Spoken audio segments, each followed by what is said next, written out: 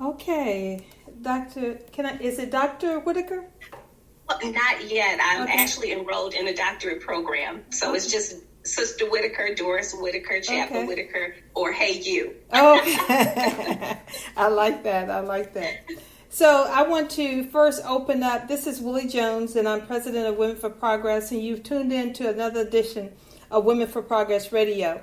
And broadcasting, instead of in our studio, I'm broadcasting from home tonight in a room of my home, which is a little warm tonight. So if you catch me fanning, please excuse that. So thank you all so much. You are, of course, tuned in by Facebook Live with us for our weekly Women for Progress radio show. And I want to say that we will be back now at our regular time from 5:30 to 7 p.m. every Thursday evening. You can catch us here on Facebook Live, on our radio networks, which is Spreaker Radio. We want you to download the Spreaker Radio app, iHeartRadio, SoundCloud, Spotify, and also it's available on our website at womenforprogress.net. And so thank you so much for tuning in with us. And we have another great conversation with you tonight. We have Miss Doris Whitaker, who is the chaplain at UMMC. And we're going to talk about, of course, some of the issues around the virus. And we're going to give you some resource information that we want to share with you also.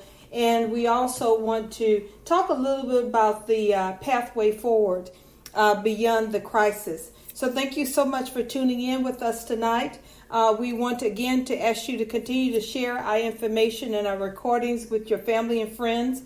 On all of our radio networks, you can go back and look at our archive shows and listen to them live from those networks also. So I want to first introduce you. I'm so excited. This is my first introduction to Miss Whitaker also, but she is a fascinating individual. And I'm very excited to have her with us tonight. My co-host, Ms. Teresa Jones, may chime in with us a little later. I think she's traveling and may be able to connect with us just shortly.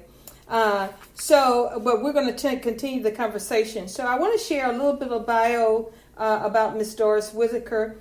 A religious and spiritual leader with a heart of compassion, Doris Whitaker is the first African-American director of pastoral services at the University of Mississippi Medical Center in Jackson. Chaplain Whitaker is board certified through both the Association of Professional Chaplains and the National Association of Veteran Affairs. She directs a team of board certified chaplains and spiritual care volunteers as they provide religious, spiritual, and emotional support to thousands of patients, families, co-survivors, staff, and students daily at the medical center. Chaplain Whitaker is the wife of Tony Whitaker Sr.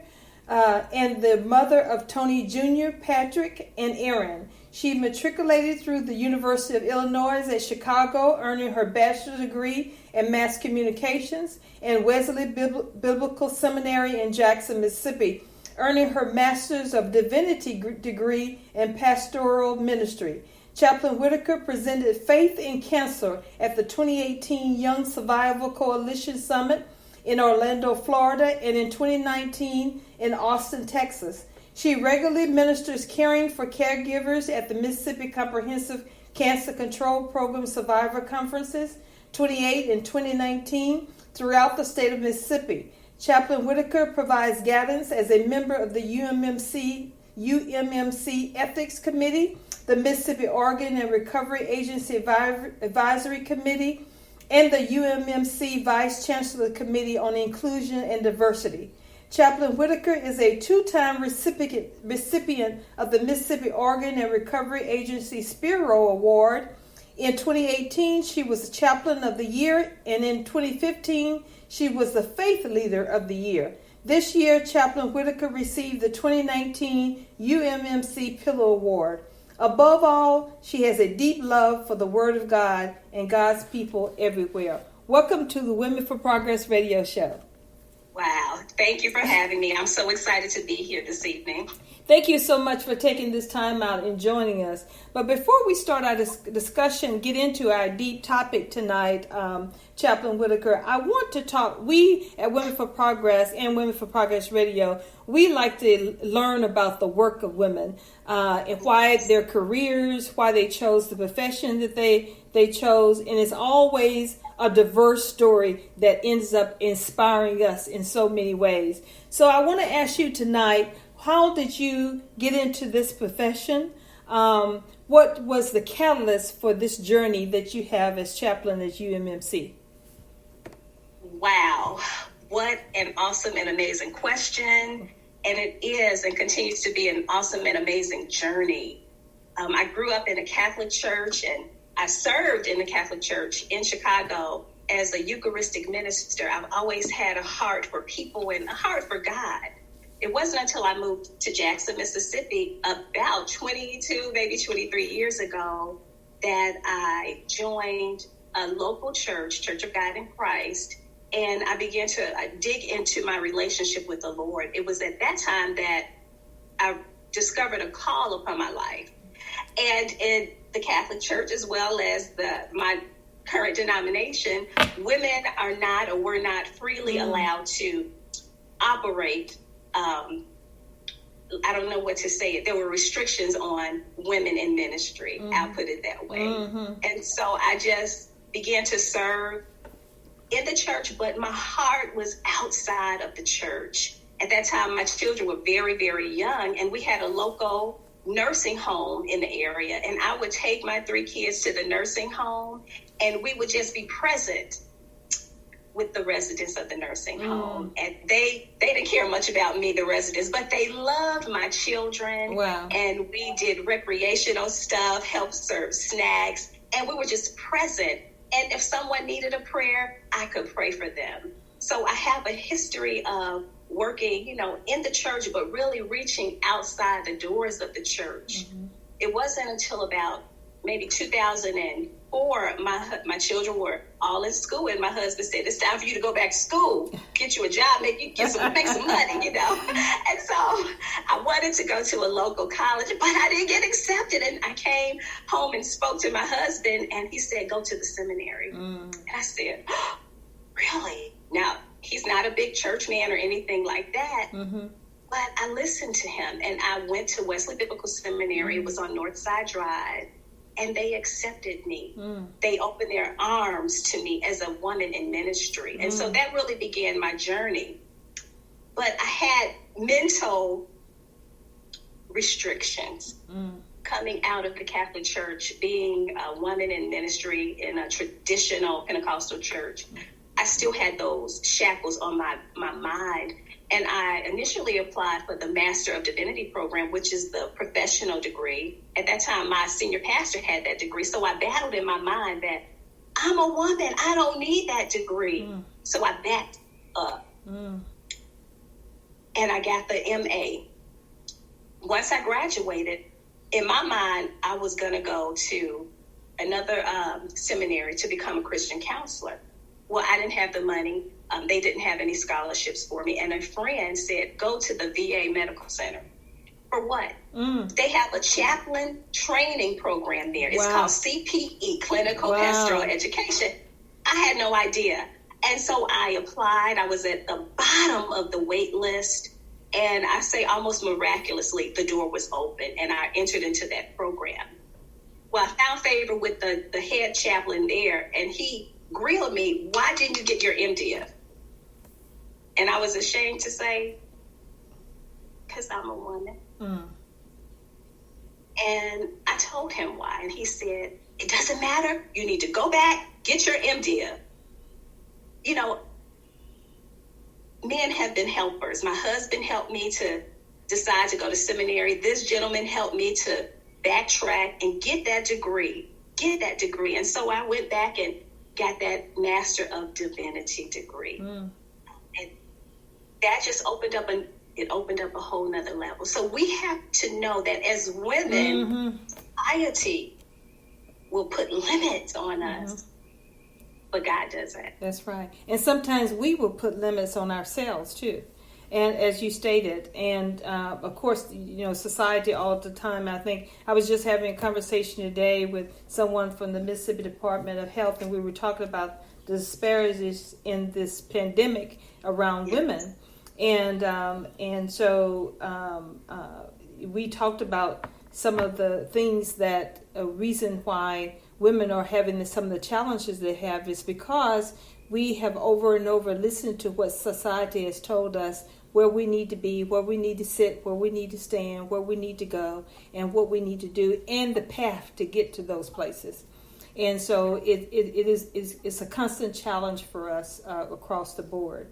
I am excited about this work that you're doing at UMMC and the depth that you have of your work there across so many different areas and so many different departments. That's really, really exciting. But I want to shift to our conversation tonight. We want to talk about this pandemic and this crisis and the many challenges that we are going through. And because we have you as chaplain here tonight, I do want to talk about the emotional side and what we're dealing with there. This has been big. It's transforming how we think. It's transforming how we respond to each other. It is transforming relationships. It's transforming our businesses and how we look at our businesses. But I think in the most exciting thing, and if you say, I know you say, well, this is a pandemic, how can you be excited about it? But I think I see the transformation of our society as a whole. Yes, we have challenges. We have had so many losses, and there's a lot of stuff going on. But I can see the path forward. I can see there's going to be some amazing things that come out of here.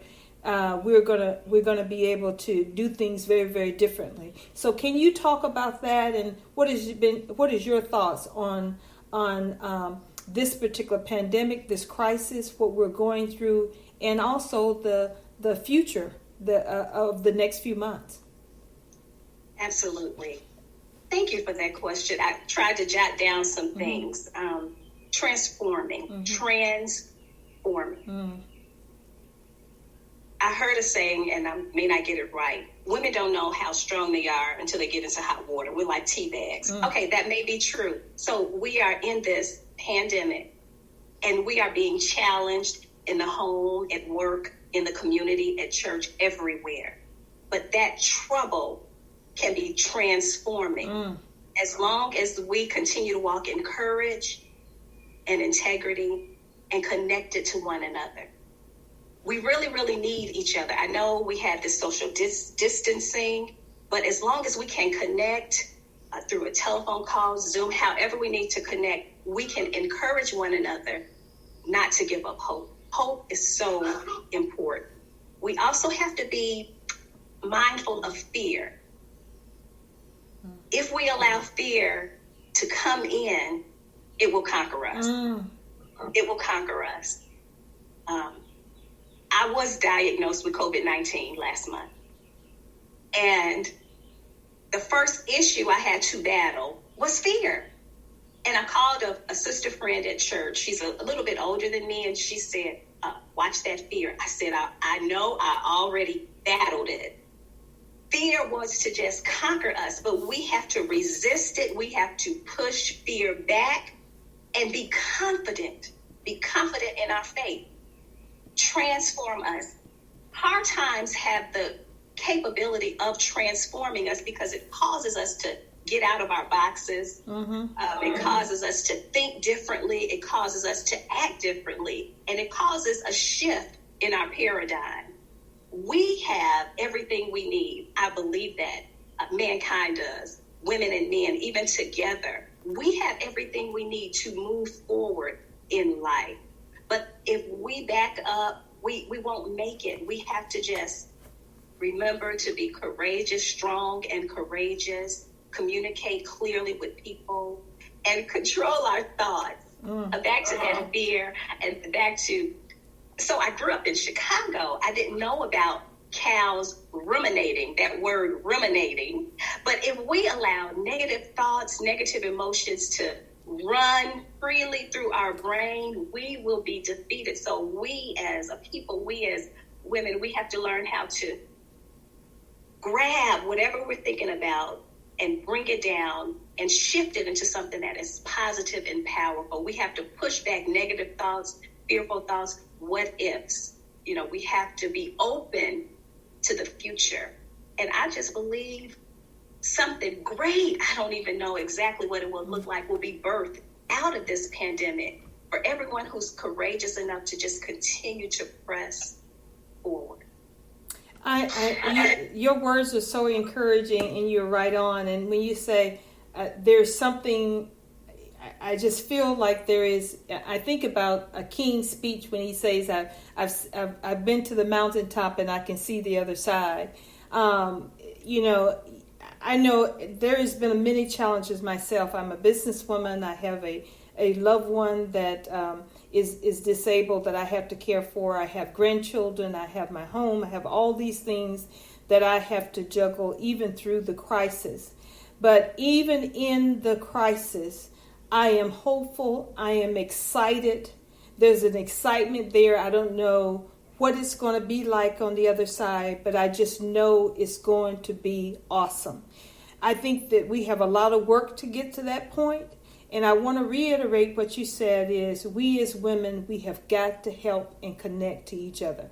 We have to work together like we have never worked together before. And I know even for myself, every day that I get up and I look at what's on my agenda, I think for the first time in a long time, a lot of my thoughts have been shifted to my own needs.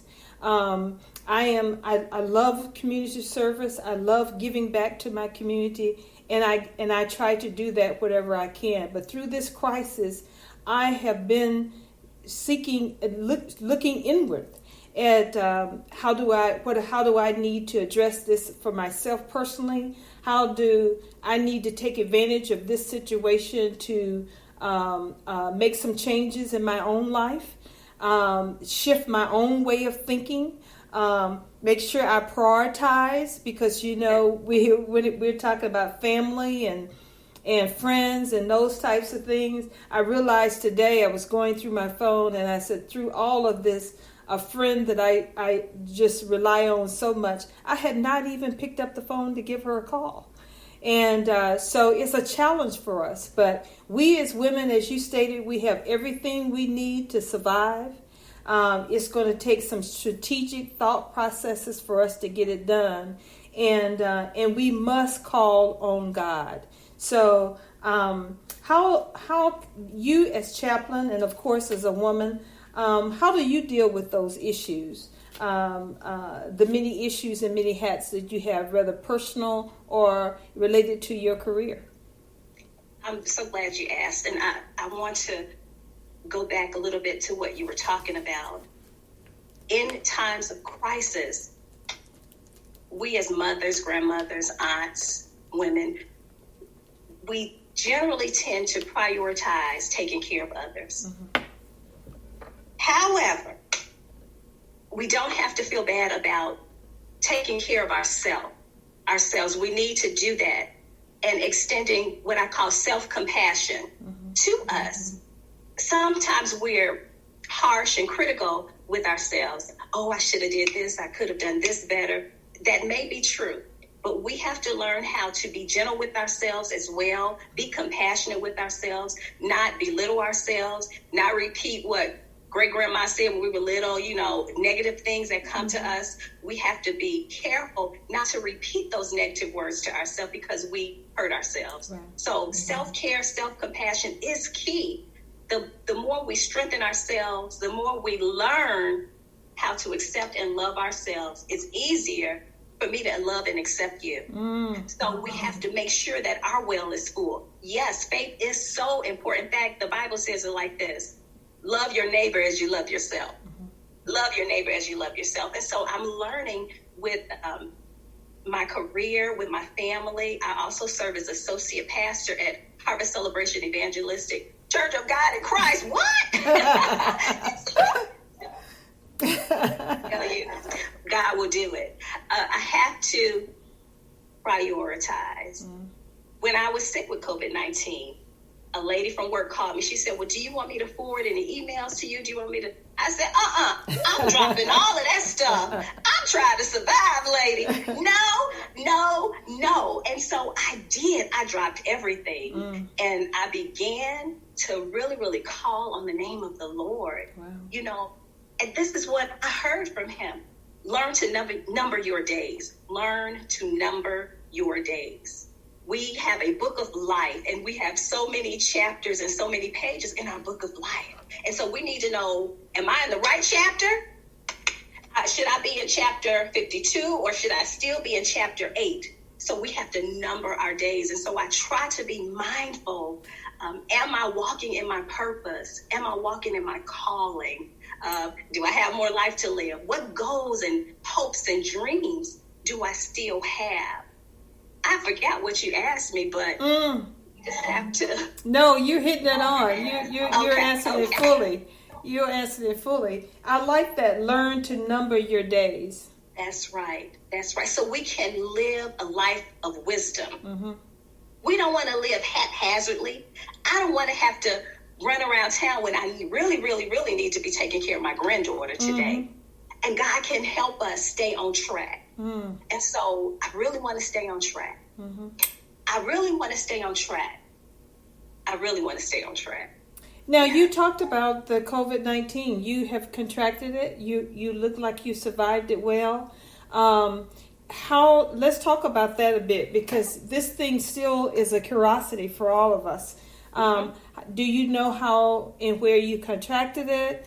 What was your symptoms? How did you deem that you needed care? Tell us about that, Jay. Yeah. So this was the beginning of last month. I'm an allergy sufferer. So I'm used to having congestion and things of that nature.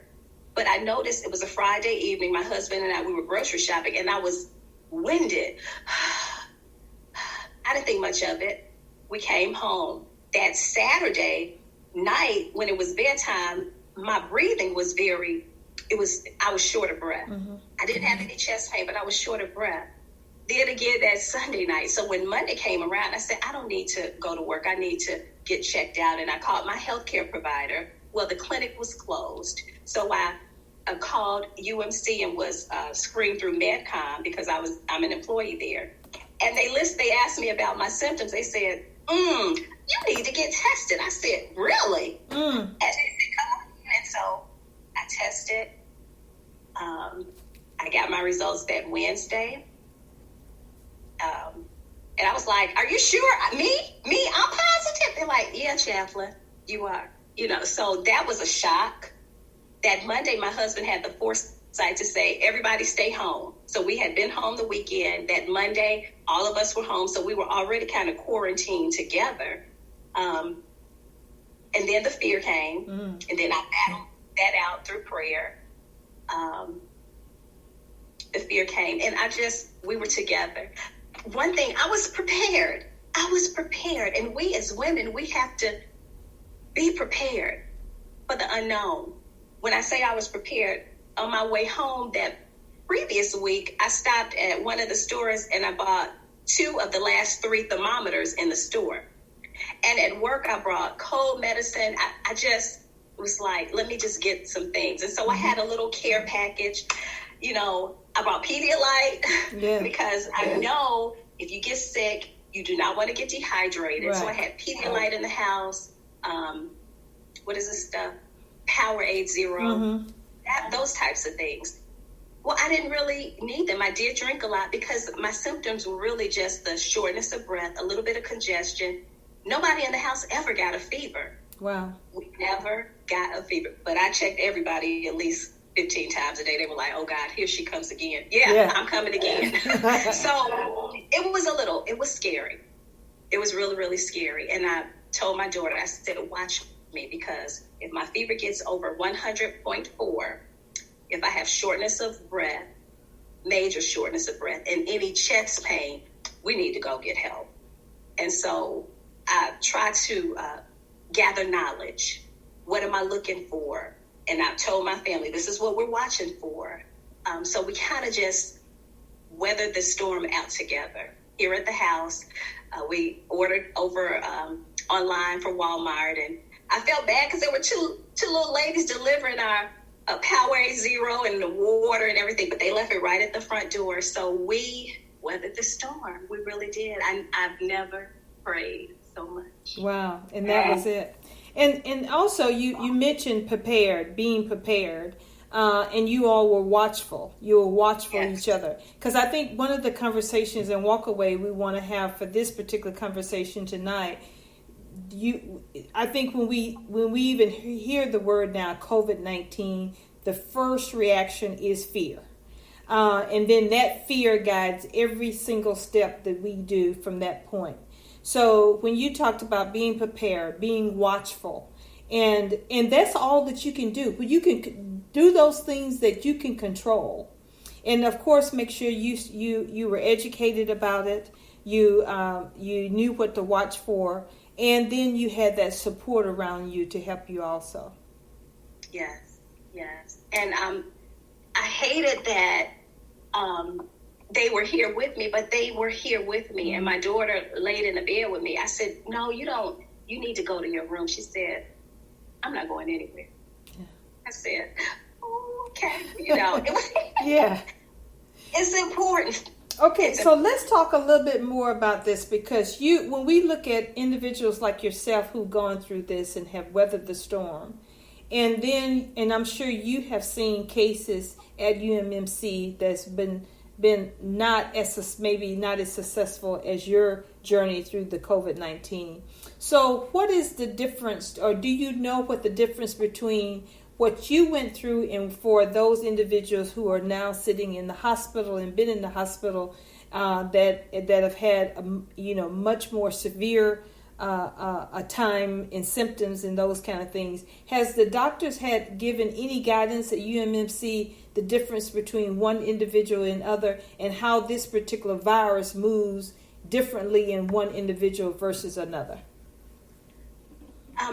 Not that I know of. I am clinical. I'm just not medical. Mm-hmm. And we know that this is what I found out about COVID-19. I call it a sticky disease. And I say that because after about 3 days of feeling well, it kind of reared its head up again. So it's kind of persistent and sticky, like in the lungs. And so I found a technique where you can tap someone on the back to loosen up phlegm. So in my mind, and I'm not a medical professional, I'm a healthcare professional. COVID-19 partners with other underlying health conditions to, expand its intended effect. So it partners with that high blood pressure, with that diabetes, with that congestive heart failure. And it does a double. Janice Foster. Yeah, that's my understanding of it. And that's a good example of it also, and what it does. That really helped explain it. I saw where a medical professional was giving the example of the patting on the back to get the lungs clear. Making sure that we drink hot liquids like lemon water and things like that. Did you do those things during your care? As a matter of fact, my sister friend at church told me, don't be fearful. She said, get garlic and warm water, or the cup of warm water, gargle and swallow twice a day. So, I know how to receive instruction. Yes. And so I did just that. I was stinky. I smelled like garlic, but I felt a little better. Yeah. And what would you tell women, and not even just women, to those who are listening about this particular? You have a lot of knowledge because you personally went through it. What are some of the things that you would like to share with us so that we can be educated on it? Because we still are in the midst of this thing and it's not over yet. Yes. When I called work and they were telling me about my test, they knew me personally because I'm their chaplain, and they would tell me, watch the CDC website. They said, watch your fever. Many people don't have a fever, but they have other symptoms, that sore throat, I've heard about losing your smell, your sense of smell. But let's educate ourselves. Let's educate our older parents, our grandparents about what the CDC website says. And so I checked that a lot. That knowledge is power. Mm-hmm. We need to know what we're watching for. And let's watch each other. And let's be safe. Let's use the gloves. Let's use the mask. Let's do everything we can to protect ourselves and our neighbors, to love ourselves and to love our neighbors. Yeah. And right now I want to share a few links because if you're listening to Facebook, we say a lot of times we assume people are internet savvy, but if you're listening to this on Facebook, I know you at least got this far. And so I want to, for individuals, Women's Foundation of Mississippi, which is this incredible organization that empowers women in so many ways throughout the state of Mississippi, has compiled a resource list on their website. And I want you to those individuals to go to womensfoundationofmississippi.org, womensfoundationofmississippi.org. I think I said that right. womensfoundationms.org, womensfoundationms.org. And there is a link there that says COVID-19 resources. And you can get direct information and contact information for the Mississippi State Department of Health, their COVID-19 information, the CDC guidelines regarding the virus. You just click that button there and you'll go directly there. Information about small business assistance. So women-owned businesses out there and other businesses, small businesses, if you want information, there's a link there also if you haven't found that already. There's information about mortgage assistance and federal housing guidelines on that website. Information about nutrition services and home-delivered meals that you can get a link there. Information about minimizing the impact of coronavirus on your credit standing. There's a link there. Information for the Mississippi Public Service Commission. Because right now, having access to the internet is important to our communities. So you want to know the Public Service Commission is that body to help you with that. If you have any issues about that or your utilities getting cut off, you can connect with the Public Service Commission. They have a lot of resources there and information there that help you with that. Information about what nonprofits and board members can do in response to COVID-19. Information about where students can still receive free school lunches is there. Information from the U.S. Department of Education about student loan payments during this crisis. A list of parking lot Wi-Fi zones for people who need to access the internet. Sometimes you may want to just need some private time and you have a safe place you can pull up and access the internet service. Resources for healthcare providers and teachers and parents from Mississippi Thrive is there, and free coronavirus resources for various charities. So it's a wonderful link. That link website again is Women's, WOMENS, FoundationMS.org. Also, you can find out about the incredible work of Women's Foundation and how you may be able to support that organization also, which empowers women from all over the state of Mississippi in various ways. So please go there. There's a lot of great information there and we'll provide after our conversation today, that particular link on our Facebook page, also in our group page where you can get that information. And we'll try to have it also on our website. They're also recognizing on the Women's Foundation MS website, some incredible women that I want you to go and check out also, some incredible women this month. And so please go to that site. And then the last thing I want to mention, because I am such a fan of this organization and what they do and the many women that they empower throughout the state of Mississippi. For Mother's Day is coming up next week. And if you want to make a donation to this organization in the name of your mother or grandmother or some incredible woman that you know, please do that. And if you make a donation of a minimum of $25, your particular person will get a nice email or either a card in the mail celebrating them. So it is a great way to honor Mother's Day. And, many of us now, because of the social distancing rule, we can't go out to those Mother's Day dinners and have those big celebrations that we normally have. So you're going to save a little money there because you're not going to spend those monies out there. So what a great way to donate that money to an organization that empowers other women. It's a credible way. And there's many other organizations. I mean, you don't have to choose Women's Foundation. I'm a fan of them, a big fan of them. They have so much transparency in the work that they do. And they empower diverse women from all over the state. So I love that organization. But there's many other organizations that are empowering women that you can choose to do the same thing by making that donation on behalf of your mother, grandmother, or other female that you love. So wonderful idea. Are you familiar with the organization, Chaplain Whitaker? I've heard of it, but I need to get more familiar with that organization. Please check them out. They're I just get giddy every time I hear their name because of the amazing work that they do. And they have a diverse board of women over there, from young women to older women to from various walks of life that help minister that board and the work that they do. So I just love them, and it'll be worth your while going to that website. If for nothing else, to get those links, resource links, and be able to either utilize it for yourself or either share it with others. I want to remind you again that you've been listening to Women for Progress Radio. And again, we're glad to be here back in our regular spot at 5:30 on Thursdays.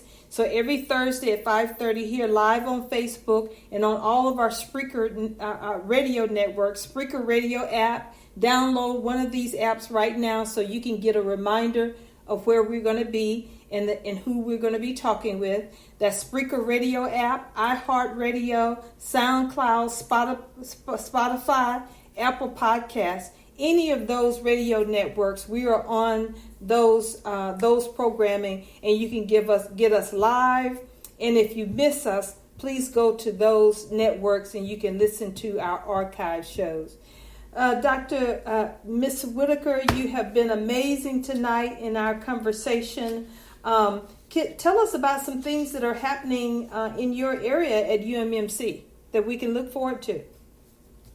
So let's see. The Children's Hospital, the Children Expansion is moving ahead, and we are so excited about that beautiful edifice that is rising up.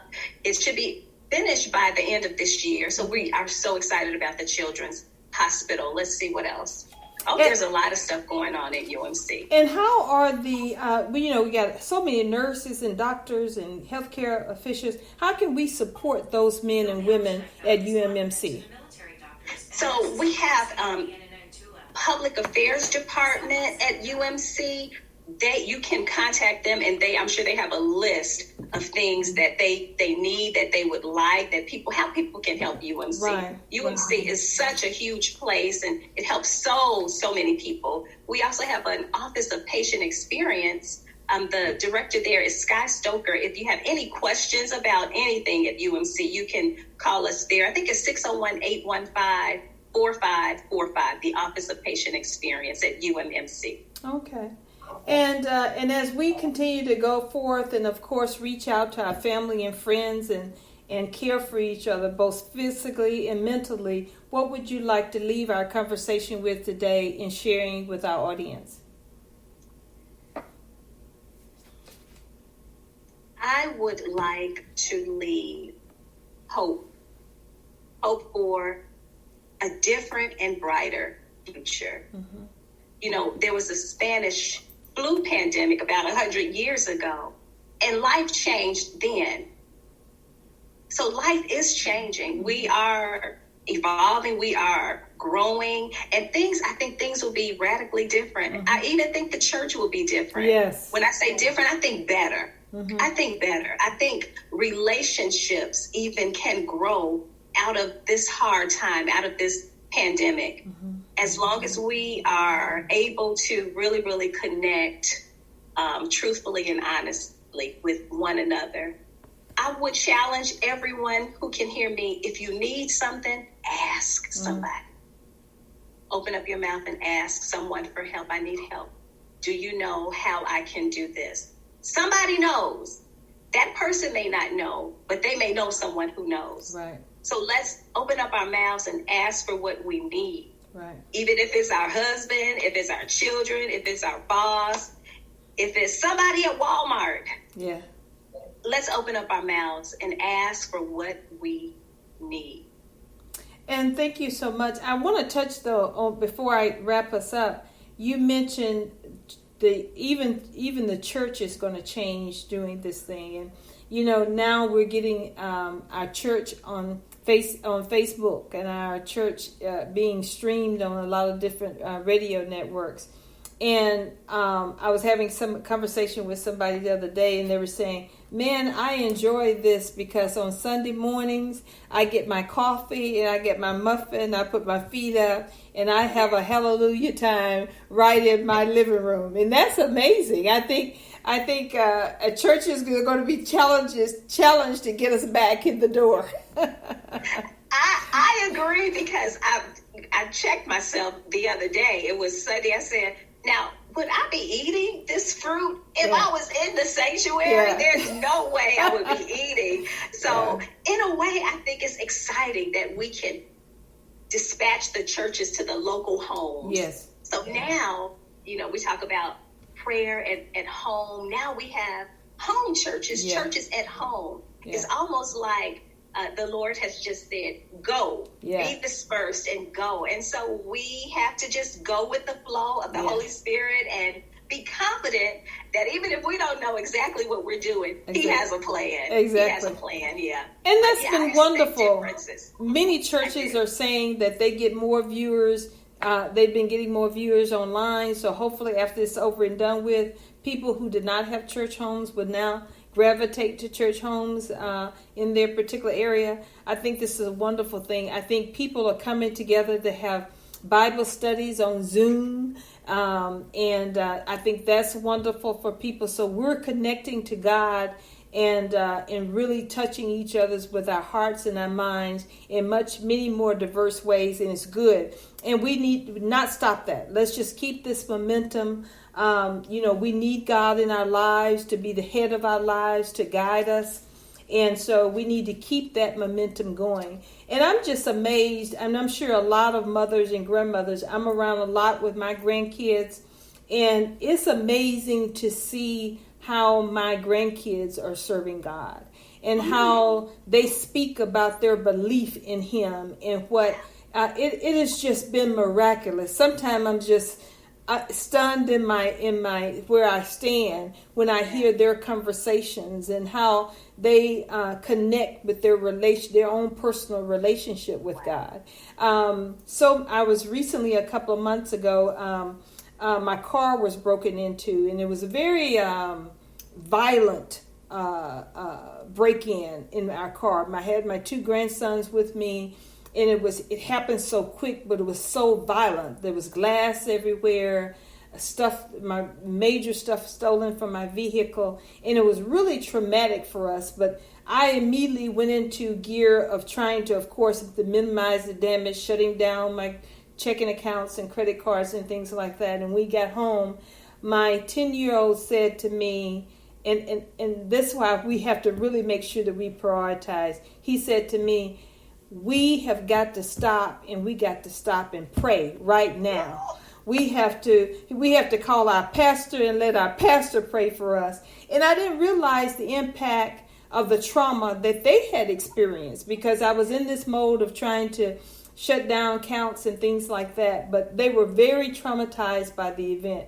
But what they went to first was God. They said, we got to stop right now and pray to Him. And that was just amazing to me. So during this time period, I want to say to mothers and grandmothers out there to make sure that we don't leave our children out of this thing. They need to be brought into everything we do. We need to have conversations with them. And we need to hear from them. You want to get inspired, listen to your children. So true, so true. And it's a beautiful thing. It's an awesome thing. A 10-year-old. Mm-hmm. Hello? Yeah. We need to pray. We need to let the pastor know. And, that is a high calling in a woman's life, whether we're a mother or a grandmother. That is a high calling. First of all, to actually birth children, Yeah. and then to assist in their spiritual birthing, birthing their spiritual life, because they actually are the future of the church. It is. Oh my goodness. So what an amazing testimony for your family. It's so important. Our children are pulled 100 different ways every day.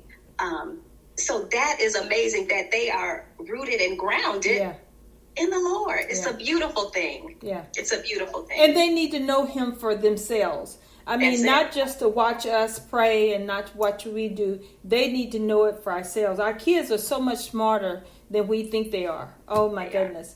But thank you so much. This has been an amazing conversation. I feel like we need to make an appointment for tea or something when all of this is over and done with. Let's do it. Continue the conversation. But we've been talking to Chaplain Doris Whitaker with UMMC, and she's an amazing individual. We thank her so much for her conversation. I want you to share this particular conversation with your Facebook and friends.